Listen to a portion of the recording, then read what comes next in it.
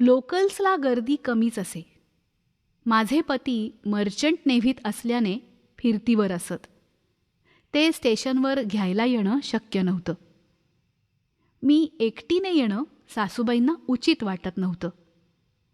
मग विद्यापीठातील अभ्यासक संशोधकांशी होणाऱ्या चर्चा, परदेशी विद्यार्थ्यांच्या भेटी, चर्चासत्रे, मोठमोठ्या ग्रंथालयातील गाठीभेटी या सर्व आनंदावर पाणी सोडावं लागलं. विद्यापीठाच्या ग्रंथालयात पहिल्यांदाच दृक्श्राव्य विभाग स्थापन होणार होता, त्यासाठी मी अपार कष्ट घेतले होते. आता त्याचा विकास मला करता येणार नव्हता. पण मी नोकरी सोडली. मग पहिल्या मुलाचा जन्म झाला. तो वर्षाचा होईपर्यंत मी कामाचा विचार केला नाही. पण मुलाला शेजारी पाजारी, घरातील सगळेजण आवडीने नेऊन खेळवत. आमची गल्ली म्हणजे एक विस्तारित कुटुंबच होतं. हाताशी फारसं काम नव्हतं. मला रिकामं बसवत नव्हतं. माझ्या ग्रंथपाल पदवीमुळे ग्रंथालयात अधिकारपदासाठी नियुक्ती मिळे, पण वेळ 11 ते 7 असे. अखेर शाळेत नोकरी मिळाली. सकाळची शाळा होती. माझ्याजवळ शिक्षणशास्त्रातील पदवी नव्हती. तेव्हा शाळेने पुढील वर्षी मला डेप्युटेशनवर पाठवून त्या पदवी अभ्यासक्रमासाठी माझा प्रवेश निश्चित केला. मुलाला सासूबाई, मोठी नणंद, ती जवळच राहते, जाऊबाई आणि सासरचे सर्व सांभाळत होते. त्यांच्या आधारामुळे, पाठिंब्यामुळे मी ही पदवी विशेष प्रावीण्यासह मिळवली. गुणवत्ता यादीत नाव आलं. कॉलेजकडून ऑलराऊंड मेरिटोरियस परफॉर्मन्सचं प्रमाणपत्र मिळालं. अभ्यासासाठी मी पहाटे 3ला सुद्धा उठत असे. मी घरात असताना मुलाचं सर्व काही करत असे. पण ह्या काळात मला गृहकृत्ये अजिबात करावी लागली नाहीत. मुलाचं अतिशय प्रेमाने करणाऱ्या सासरच्या मंडळींमुळेच मी ही परीक्षा उत्तम तऱ्हेने उत्तीर्ण झालेच. पुढेही शाळेत खूप आनंदाने काम केले. मी करिअर बदललं, तडजोड केली. पण दुसऱ्या करिअरसाठी सासरच्या मंडळींचं भक्कम सहाय्य लाभलं. पुढे मुलगा शाळेत जाऊ लागला. ICSEच्या त्याच्या अद्ययावत शाळेत जाण्या येण्यासाठी बस, खेळण्याच्या सर्व सुविधा, दूध आणि उत्तम जेवण असं सर्व मिळालं. तरीही एक वेळ अशी होती की त्याचं अभ्यासात नीट लक्ष लागत नव्हतं. मी शाळा सोडावी असा विचार केला होता. सुदैवाने मुलाची गाडी रुळावर आली. मी शाळेत आणि पुढे 11वी-12वीतही वर्ग घेतले. इंग्रजी शिकवताना अनेक प्रयोग केले. शालेय शिक्षणबाह्य कार्यक्रमांसाठीही काम केलं. पण मी पुन्हा पुन्हा विशेषतः नव्या पिढीसाठी हे नमूद करीन की सासरच्या मंडळींचं सहकार्य आणि पाठिंबा यांचा खंबीर आधार असल्याने हे शक्य झालं. एव्हाना माझ्या लेखनाला धुमारे फुटत होते. दुसरा मुलगाही छान वाढत होता. माझी मैत्रीण शर्मिला हिने त्याच्या अभ्यासाची संपूर्ण जबाबदारी उचलली. माझं लेखन वाढीला लागलं. लेख, मुलाखती, पुस्तक परीक्षणं, कथा असं काहीबाही छापून येऊ लागलं. नोकरी सुरू असतानाच माझे पती श्रीधर कुंटे यांच्या बोटीवरील अनुभवांवर आधारित मी एक खलाशी ही कादंबरी लिहिली. मीही त्यांच्याबरोबर काही सफरींचा अनुभव घेतला होता. त्यांचे इतर सहकारी अधिकारी, मित्र यांच्याकडून बरंच काही जाणून घेता आलं होतं. माझी एक खलाशी ही कादंबरी फार गाजली. कुसुमाग्रज, व.पु. काळे, शंकर वैद्य यांच्यासारख्या दिग्गज साहित्यिकांचं कौतुक वाट्याला आलं. कादंबरीला पुरस्कार मिळाला. थोर साहित्यिकांशी ओळखी, भेटीगाठी होऊ लागल्या. 1-2 मासिकांमधून सहसंपादनासाठी प्रस्ताव आले. मग मी परत करिअर बदलायचा निर्णय घेतला. शाळेतून मुदतपूर्व निवृत्ती घेतली आणि लेखन संपादनातील माझी कार्यकक्षा विस्तारली. एव्हाना मुलं मोठी झाली होती. त्यांच्यावर लक्ष ठेवावं लागतं. मित्रमंडळी, सवयी या बाबतीत सजग असावं लागतं. पण आता संगोपनाची जबाबदारी उरली नव्हती. साहित्य क्षेत्रात माझं नाव होऊ लागलं. आकाशवाणी, दूरदर्शन, चित्रपट आदी दृकश्राव्य माध्यमांसाठीही काम केलं. काही वर्ष संपादनाचं काम केलं. विविध साहित्य संस्था, लोकमान्य सेवा संघ इथे विविध पदांवर कार्यरत झाले. एव्हाना मला घरचे लोक, माझे पती यांच्याबरोबर मुलांचंही सहकार्य, कौतुक मिळू लागलं. मुलांनी फारसे हट्ट केले नाहीत. लवकर स्वावलंबी झाली. उत्तम शिक्षणे घेतली. माझा सर्व प्रवास म्हणजे तडजोड करीत, करिअर बदलत, तरीही आवडीच्या क्षेत्रांमध्ये काम करीत राहण्याचा आहे. त्यात कुटुंबाचं फार मोठं सहकार्य आहे. या काळात माझ्यासारख्या अनेक स्त्रिया मला आसपास दिसत होत्या. सासरच्या इतर कुटुंबियांच्या मदतीने मुलांना सोयीस्कर होईल अशा वेळेत पूर्ण वेळ किंवा अर्धवेळ नोकरी करणाऱ्या, लहान मोठे व्यवसाय वा समाजकार्य करणाऱ्या स्त्रियांचा हा आकृतिबंध समाजात मोठ्या प्रमाणात आढळून येतो. माझ्या सुनेला नोकरी करण्यास मोकळीक मिळावी म्हणून तिच्या आईने आमच्याजवळ भाड्याने जागा घेतली. या माझ्या विहीणबाई आणि मी मिळून आमच्या नातवाची जबाबदारी घेतली. आताच्या स्त्रियांना बहुराष्ट्रीय कंपन्यांमध्ये वरिष्ठ पदांवर नोकऱ्या मिळाल्या, भरपूर पगार मिळाला तरी दमछाक होईपर्यंत काम करावं लागतं. घरीसुद्धा ऑफिसचं काम आणावं लागतं. मग काही काळ नोकरी करून पैसे साठवून मग अर्धवेळ नोकरी, वर्क फ्रॉम होम असे पर्यायही या स्त्रिया स्वीकारतात. पण मातृत्वाचा आनंद आणि जबाबदारी दोन्हीही मिळवण्याचा त्यांचा प्रयत्न असतो. कधीतरी नोकरी सोडूनही देतात किंवा बदली स्वीकारत नाहीत, त्यामुळे बढतीवर पाणी सोडतात. पण मुलांसाठी सारं काही करतात. म्हणजे परत मातृत्व की करिअर असा प्रश्न आला तर मातृत्वाला अग्रक्रम मिळतो. आजारी मुलं, अभ्यास नीट न झालेली मुलं, दिव्यांग मुलं, मुलांसाठी नीट सहाय्य न मिळणं, अशा परिस्थितीत करिअर सोडून द्यायला स्त्रिया कचरत नाहीत. अगदीच आर्थिक जबाबदारी घ्यायची असेल तर गोष्ट अलाहिदा. एकंदर घर आणि मुले यांच्या केंद्रबिंदूभोवती व्यवसाय नोकरीची रचना करावी असा हा आकृतिबंध आहे. आधी मुलांकडे नीट लक्ष देऊन ती मोठी झाली की नोकरी, अभ्यास, संशोधन, समाजकार्य सुरू करणाऱ्या स्त्रियांचाही एक वेगळा आकृतिबंध दिसून येतो. माझ्या एका मैत्रिणीने BA B.Ed केलं होतं. काही काळ नोकरी करून ती मुलांसाठी सोडली. पुढे मुलं मोठी, थोडी जाणती झाल्यावर तिने MA केलं आणि नंतर प्राध्यापिका म्हणून तिचं करिअर सुरू झालं. दुसऱ्या एका मैत्रिणीने मुलं मोठी झाल्यावर PhD केलं आणि अभ्यासपूर्ण लेखन, दिवाळी अंकांचं संपादन असं कामही केलं. कुणी मुलं मोठी झाल्यावर अभ्यासक्रम करून लहान मोठे व्यवसाय सुरू केले. केटरिंग, भरतकाम यात प्रावीण्य मिळवलं. कुणी समाजकार्य सुरू केलं.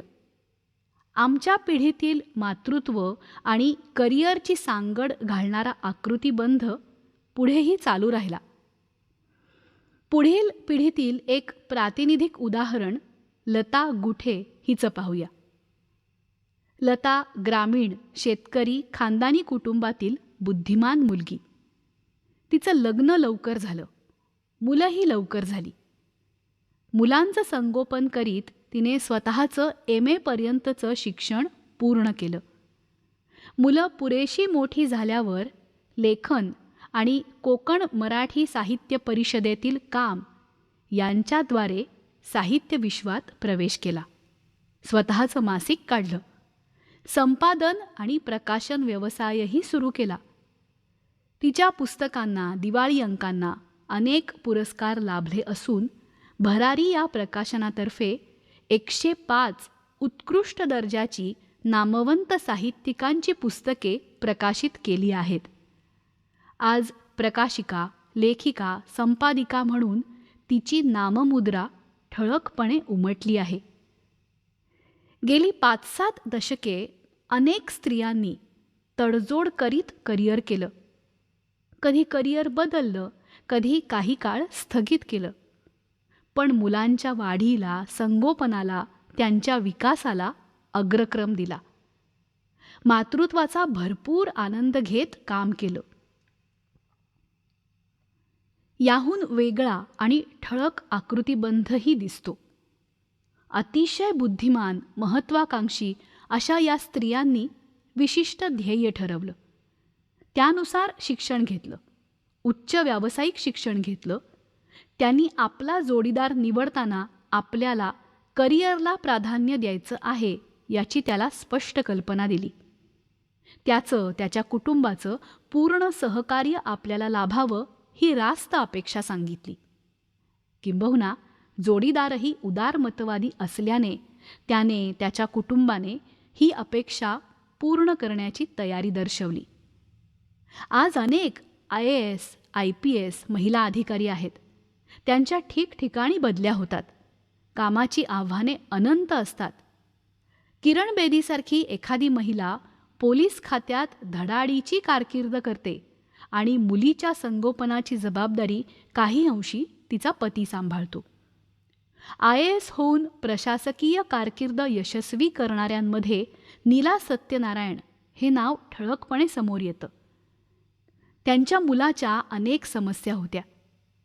त्याचा सांभाळ करत, त्याच्याकडे प्रेमाने योग्य ते लक्ष पुरवत नीलाताईंनी करिअरमध्ये यश प्राप्त केलंच, जोडीला कवयित्री, लेखिका म्हणूनही नाव कमावलं. आज डॉक्टर, वकील, न्यायाधीश, पत्रकार, इंजिनियर, तंत्रज्ञ, शास्त्रज्ञ, UPSCच्या परीक्षा देऊन शासकीय खात्यांमधून उच्च पदे भूषवणाऱ्या महिला, अर्थतज्ज्ञ, सनदी लेखापाल, राजकारणी महिला, पोलीस अधिकारी, सैन्याच्या आरमार, लष्कर, हवाई क्षेत्र यामध्ये काम करणाऱ्या अधिकारी, उद्योजक, शेतकी क्षेत्रात, सहकार क्षेत्रात धडाडीने काम करणाऱ्या महिला, चित्रपट, संगीत, नाटक, चित्रकला इत्यादी क्षेत्रातील स्त्रिया, अशा अनेक क्षेत्रात अनेक महिला कार्यरत आहेत. त्यांनी आपला उद्योग, व्यवसाय उभारताना, नोकरी करताना मुलांकडे लक्ष दिलं. त्यासाठी अर्थात त्यांनी कुटुंबाचं, पतीचं सहाय्य घेतलं. पण मातृत्व आणि करिअर यांचा नीट तोल सांभाळण्यात त्या यशस्वी झाल्या. अशा अनेक महिलांची नुसती नावे घ्यायची म्हटली तरी तो स्वतंत्र लेखाचा विषय होईल. थोडक्यात त्यांनी आपल्या करिअरच्या बाबतीत तडजोड केली नाही. जमेल तिथून मदत घेतली, कुटुंबियांकडून सहाय्य घेतलं, समस्यांमधून चतुराईने मार्ग काढला. आईपणात उणेपणा येऊ दिला नाही. चित्रपट क्षेत्रातील काही जणींनी करिअर यशस्वी करून मग मातृत्व स्वीकारलं, नंतरही करिअर सुरू ठेवलं, पण कामे कमी केली. आणखी एक विभाग अजिबात दुर्लक्षता येणार नाही. त्यांच्या कामाला तुच्छ लेखून चालणार नाही. कामगार, शेतमजूर, घरकाम, स्वच्छता राखणाऱ्या आया, प्यून, स्वयंपाकी, फिरत्या विक्रेत्याची कामे करणाऱ्या स्त्रिया, या सर्व स्त्रियांनी समाजाचा गाडा सुरळीत राखत आपल्या संसारासाठी कमाई केली आणि मुलांना उत्तम शिक्षण दिलं. घरकाम करणाऱ्या स्त्रियांची इतर उच्चपदस्थ स्त्रियांना मोलाची साथ मिळाली. घरकाम, स्वयंपाक करणाऱ्या स्त्रियांचं काम ह्या सर्व उच्चपदस्थ, नोकरदार, व्यावसायिक स्त्रियांना पूरक ठरत आलं आहे. 20व्या शतकाच्या अखेरीस आणि 21व्या शतकाच्या सुरुवातीस आणखी एक वेगळाच आकृतिबंध अधिक ठसठशीतपणे दिसू लागला आहे. तो आहे सिंगल पेरेंटिंग, म्हणजे आईने मुलाला सांभाळून वाढवण्याचा. घटस्फोटांचं प्रमाण सध्या वाढलं आहे. मुलाचा ताबा कोर्टाकडून बहुधा आईकडे जातो. आईला पोटगी नीट वेळेवर मिळाली तर ठीक, नाहीतर तिला स्वतःचं आणि मुलाचं पोट भरण्यास, मुलांना शिक्षण देण्यास नोकरी कामधंदा करणं आवश्यकच असतं. जर पतीशी पटत नसेल आणि सहमतीने घटस्फोट झाला असेल तर कित्येकदा पोटगी मिळतही नाही.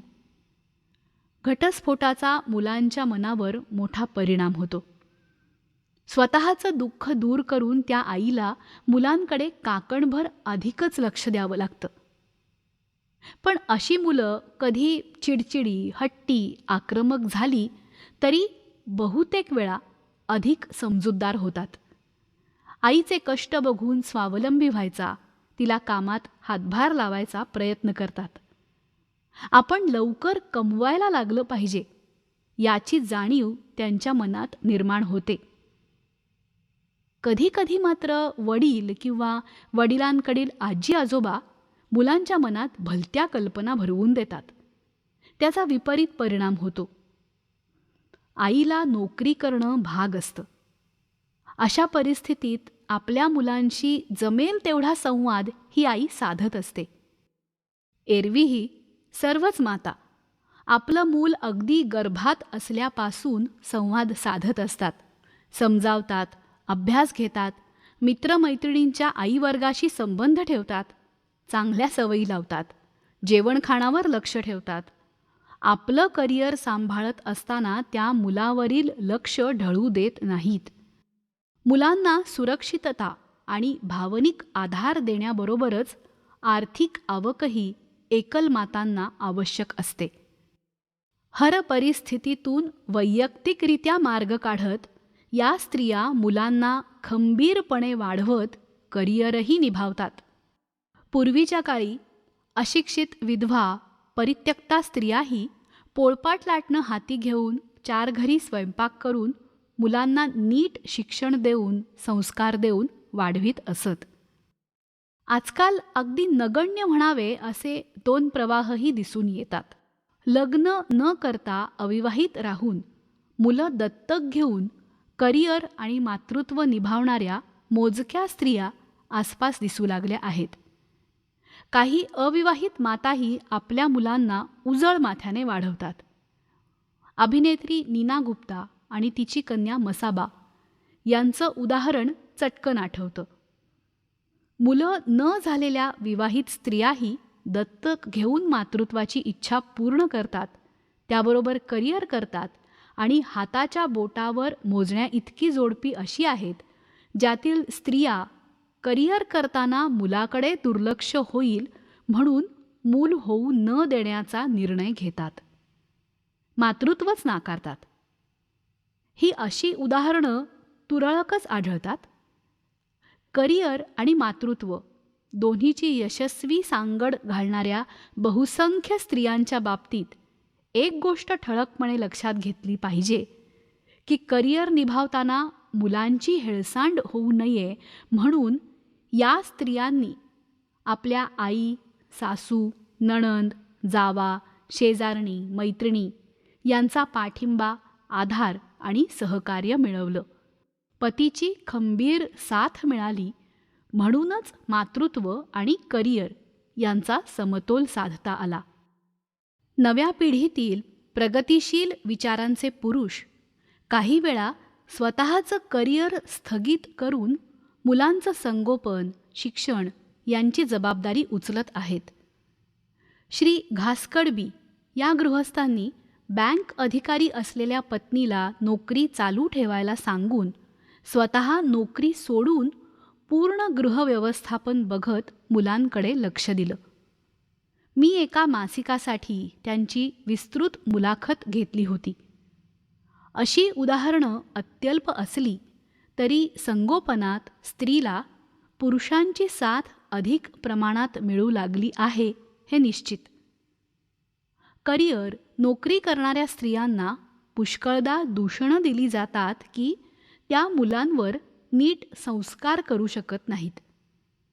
मुलाकडे नीट लक्ष देता येत नसल्याची खंत असल्याने त्या मुलांचे नको इतके लाड करतात. मागितल्या गोष्टी लगेच पुरवतात. मुलं ही बहुधा एकुलती एक असतात. ती हट्टी होतात. नकार पचवायची त्यांच्यात धमक राहत नाही. मग त्यांना नैराश्य येतं. कधीकधी मुलं वाहवत जातात, व्यसनी होतात, चुकीच्या संगतीत राहतात आणि त्यांचं आयुष्य फुकट जातं. या संदर्भात मी कमावत्या आई असलेल्या मुलांशी, मातांशी बोलले, वाचन केलं. तेव्हा लक्षात आलं की हे आरोप तितकेसे खरे नाहीत. हा समज शास्त्रज्ञांनी सज्जड पुराव्यानिशी खोटा ठरवला आहे. डेव्हलपमेंटल सायकॉलॉजी म्हणजे विकासाचं मानसशास्त्र हे मानसशास्त्र क्षेत्रात अत्यंत प्रतिष्ठित गणलं गेलेलं मासिक आहे. मानसशास्त्रातील विविध प्रयोग कडक निरीक्षणाखाली केल्यावर, शास्त्रीय कसोट्यांमधून तावून सुलाखून बाहेर पडल्यावर हाती आलेले निष्कर्ष, त्यांचे विवेचनात्मक शोधनिबंध हे मासिक प्रकाशित करीत असतं. या मासिकाने कामकाजासाठी घराबाहेर पडणाऱ्या स्त्रीच्या विकासासंदर्भात संशोधन प्रसिद्ध केलं आहे. तसंच युनिव्हर्सिटी ऑफ मॅसॅच्युसेट्स येथील अमेरिकन मानसशास्त्रज्ञ एलिझाबेथ हार्वे यांनीही 1979 पासून सुमारे 12,000 स्त्रियांच्या गटाला निरीक्षणाखाली ठेवलं होतं. या दोहोंची निरीक्षणे व निष्कर्ष सारखेच आहेत. असं आढळून येतं की कामावर जाणारी आई आणि कामावर न जाणारी आई यांच्या मुलांच्या विकासात कोणताही गुणात्मक फरक नसतो. आईबाप सुजाण असणं, घरातील वातावरण चांगलं, खेळीमेळीचं, प्रेमाचं असणं, आई वडील मानसिकदृष्ट्या स्थिर निरोगी असणं, आसपासची वस्ती परिस्थिती चांगली असणं हे घटक महत्त्वाचे असतात. आई कामावर जाते की नाही हा घटक नगण्य असतो. जॉन हॉपकिन्स युनिव्हर्सिटीच्या मानसशास्त्रज्ञांचं म्हणणंही असंच आहे की मुलाचा विकास यशस्वीरित्या होण्यासाठी त्याला सारखे आईवडील बरोबर असण्याची गरज नाही. एलिझाबेथ हार्वे यांनी कामावर जाणाऱ्या व कामावर न जाणाऱ्या स्त्रियांच्या मुलांची जन्मापासून 3 वर्षे वयापर्यंतची माहिती सातत्याने ठेवली. या स्त्रिया समाजातील विविध थरातील होत्या. पुढे 1994 पर्यंत दर 2 वर्षांनी आढावा घेतला. ह्या प्रयोगासाठी श्रीमती हार्वे यांनी पुढील गोष्टी लक्षात घेतल्या. मुलाच्या जन्मानंतर किती काळाने आई कामावर रुजू झाली, किती तास ती कामावर असायची, आठवड्याला किती तास काम करायची, मध्ये कामकाज बंद ठेवलं की सातत्याने काम केलं, मुलांची वर्तणूक, बौद्धिक विकास, शैक्षणिक यश या संदर्भात पाहणी केली तेव्हा या संदर्भात सर्व विकासात्मक गोष्टींमध्ये आई कामावर जात असल्याचा कोणताही परिणाम दिसून आला नाही. ज्यांची आई घरी असते ती मुलं थोडी अधिक शांत असतात. पण वय वाढताच हा फरक नाहीसा होतो. म्हणजेच आई कामावर जात असली तर मूल नीट वाढत नाही, कुसंस्कारी होतं. हा समज या सर्व निरीक्षणांनंतर बाद झाला. भारतात तर आर्थिक, मानसिक, बौद्धिक गरज म्हणून एकूण प्रौढ स्त्रियांच्या लोकसंख्येपैकी 1/3 स्त्रिया कामकाजासाठी बाहेर पडतात. तेव्हा एकमेका सहाय्य करू अवघे धरू सुपंथ हा मंत्र स्त्रियांनी अंमलात आणलाच आहे. अधिकाधिक स्त्रियांनी कामासाठी बाहेर पडायला हरकत नाही. करिअर करते म्हणून अपराध गंड बाळगण्याची गरज नाही. मी स्वतः निवडक मुलांशी आणि करिअर करणाऱ्या मातांशी बोलले, त्यापैकी काही मोजक्या गोष्टी नमूद करते. नीला रवींद्र ही विख्यात गायिका सूत्रसंचालन, कार्यक्रम संयोजन करत आली आहे. तिच्या म्हणण्याप्रमाणे कामाच्या गरजेप्रमाणे घराबाहेर वेगवेगळ्या वेळी राहावं लागे. दिवसच्या दिवस मी बिझी असे. सुट्टीच्या वारी मोकळ्या दिवशी त्यांना बाहेर नेऊन संवाद साधत असे. त्यांच्या गरजा समजावून घेऊन पूर्ण करण्याची धडपड करत असे. घरातून सपोर्ट सिस्टीम असल्याने कामावर जाण्याचा ताण नसे. पुढे मुली मोठ्या झाल्यावर आई काय करते, त्याचं महत्त्व काय, हे मुलींना कळू लागलं. गौरी गाण्याच्या क्षेत्रात आल्यावर ती हे विश्व अधिक जाणून घेऊ शकली. माझ्या व्यवसायामुळे उत्तम लेखक, कलावंत, गायक यांना भेटण्याची संधी मुलींना मिळून त्यांचं अनुभव विश्व अधिक समृद्ध झालं. घरात आजीचं त्यांच्याकडे पूर्ण लक्ष असल्याने संस्कार, सवयी, अभ्यास यांच्यावर विपरीत परिणाम घडला नाही. वंदना परतेकर एका चाळीत राहतात. त्यांचे यजमान रिक्षा चालवतात. मिळकत उत्तम आहे. वंदनाबाई गृहिणी आहेत. पण बहुसंख्य चाळकरी शेजारी महिला कामाला बाहेर जातात. वंदनाबाई घरात असल्याने त्यांची थोडी हेटाळणी होते. तुला काय कळणार, जग बघितलंय का, असा मुलांचा दृष्टिकोन असतो. मुलांकरता सतत राबून शिकवून पुढे ट्युशन्स लावल्या. जेवण्या खाण्याच्या वेळा, कपडा लत्ता आवडीने पुरवला. घरात काटकसर केली, हौसमौज केली नाही. पण मुलांचा ओढा वडिलांकडे अधिक आहे, कारण तिथून पैशांचा पुरवठा होतो हे मुलं जाणून आहेत. हीच जर मी नोकरी करत असते तर माझ्या कष्टाचं मुलांना महत्त्व वाटलं असतं, असं त्यांना वाटतं. वैदेही शिरसीकरांचं म्हणणं आहे की मी मुलाला पाळणाघरात ठेवायला लागले. त्याचा फायदा असा झाला की सकाळी लवकर उठण्याची त्याला सवय झाली. त्याच्या वस्तू तो शेअर करायला शिकला. त्याच्या वयाचे खेळगडी त्याला मिळाले. पोळी भाजीचा डबा खाण्याची शिस्त लागली. स्वतःच्या वस्तू नीट उचलून ठेवायच्या, लहान मुलांना मदत करायची, हेही तो शिकला. जॉयसी डिसूजा या शिक्षिका आहेत. त्यांना कमावती आई आणि न कमावती आई यात फरक वाटतो का असं विचारलं तेव्हा त्या म्हणाल्या, कमावती आई देखील मुलांच्या अभ्यासाकडे लक्ष देते, आवडीनिवडी पुरवते, प्रसंगी रजा काढते. कमावणं न कमावणं यापेक्षा मुलाचं काही बिनसत आहे हे लक्षात येणं महत्त्वाचं असतं. आई घरी बसूनसुद्धा तिच्या लक्षात या गोष्टी येत नाहीत आणि नोकरी करणाऱ्या पण सजग आईच्या लक्षात हे येतं. माझ्या पाहण्यात असं उदाहरण आहे.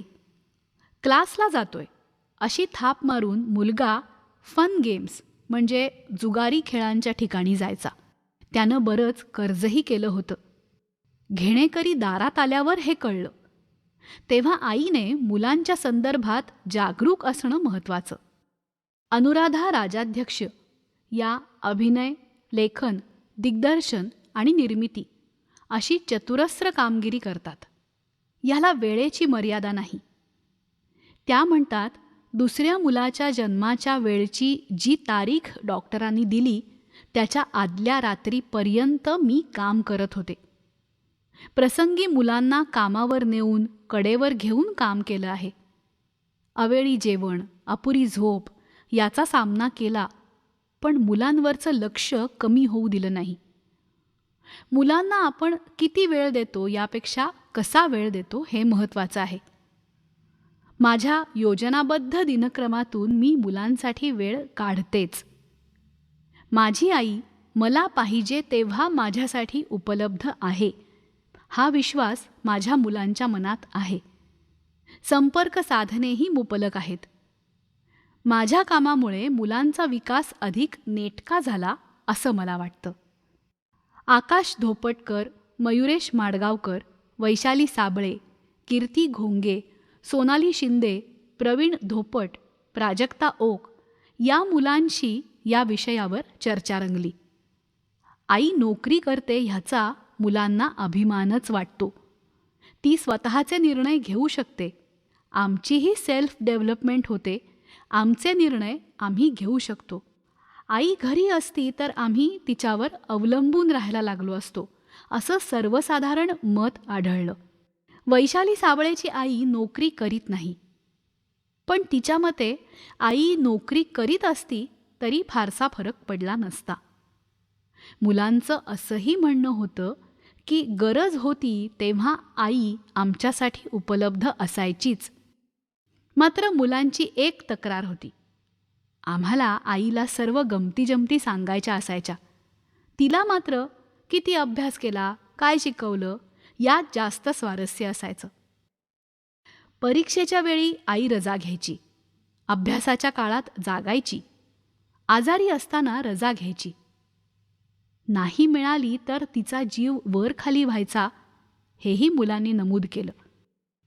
प्रवीणची आई शेतमजुरी करीत असे. प्रवीण म्हणाला, तिने आमच्यावर उत्तम संस्कार केले, शिक्षणाची गोडी लावली, गरिबीतून वर यायला उद्युक्त केलं. मुलांच्या म्हणण्याप्रमाणे आईवडिलांच्या आमच्या करिअरच्या बाबतीतील अपेक्षा आम्ही लादून घेत नाही. आमचे निर्णय आम्ही घेतो, परिणाम आम्ही निभावतो. मुलांच्या म्हणण्याप्रमाणे आई नोकरी करणारी असो वा नसो, त्याचा दिनक्रमावर, महत्त्वाकांक्षेवर, विकासावर परिणाम होत नाही. संस्कार आम्ही आसपासच्या वातावरणातूनही ग्रहण करीत असतो. आसपासची परिस्थिती महत्त्वाची असते. जनरेशन गॅपमुळे संघर्ष होतात. ते कमावत्या आईबरोबर आणि न कमावत्या आईबरोबर सारखेच असतात. आई नोकरी करीत असण्या नसण्याचा आमच्या प्रगतीशी, व्यक्तिमत्व घडणीशी संबंध येत नाही. नोकरी करूनही आई योग्य वेळी उपलब्ध असतेच. आमच्या आईवर्गाला आमच्या एकंदर दिनचर्येत आम्ही ढवळाढवळ करू देत नाही, असा या चर्चेचा सूर होता. एकंदरीत स्त्रिया शहाणपण, चातुर्य, अपत्यप्रेम यांच्या बळावर मुलांचा विकास घडवू शकतात. करिअर करीत असताना एक आधार व्यवस्था मात्र उपलब्ध असायला हवी. स्त्रीच्या नोकरी, व्यवसाय करण्याकडे आता समाज सकारात्मक दृष्टीने पाहायला लागला आहे, हे सुचिन्ह म्हणायला हवं. मिशेल ओबामांचं एक अत्यंत सुंदर अवतरण अखेरीस द्यावंसं वाटतं. त्या म्हणतात, आई झाल्यावर मी अधिक चांगली व्यावसायिक, कामाचा दर्जा अधिक उंचावणारी झाले. कारण दररोज रात्री मी घरी येऊन मुलींना भेटायची, तेव्हा मी काम का करते आणि ते कसं केलं पाहिजे याचं भान मला येई. आणि एक काम करणारी, व्यवसाय करणारी स्त्री असल्याने मी अधिक चांगली आई होऊ शकले. कारण माझी स्वप्ने व महत्त्वाकांक्षा पूर्ण करताना मी मुलींसमोर नकळत खूप चांगला आदर्श उभा करू शकले. त्यांनाही स्वप्ने पाहण्याचं, महत्त्वाकांक्षेसाठी प्रयत्न करण्याचं भान आलं.